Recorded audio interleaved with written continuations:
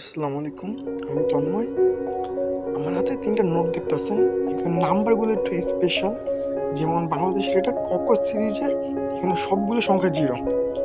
এরপর আরেকটা আছে, এটা হচ্ছে উজবেকিস্তান, এটা সিরিজ হচ্ছে এ সিরিজ 11106644, এটা স্পেশাল নাম্বার। এবার সিঙ্গাপুর সিঙ্গাপুর নিয়ে এটাতে কিছু বলবো না, এই জন্য আলাদা একটা ভিডিও নিয়ে সুন্দর করে এটা ডিটেলসে বলবো। আর উজবেকিস্তানে আমার এটা হচ্ছে 5,000, আগের একটা আছে ওটা হচ্ছে 2,000 টাকা। উজবেকিস্তানে টাকার মান খুবই কম, এটা আপনার ভাঙাইতে গেলে আনুমানিক 50 থেকে 100 টাকার মতো পাবেন বাংলাদেশি টাকা। ভিডিওর মেন আকর্ষণ 100 টাকার একটা নোট, এটা ডাবল ক্রস 7টা জিরো।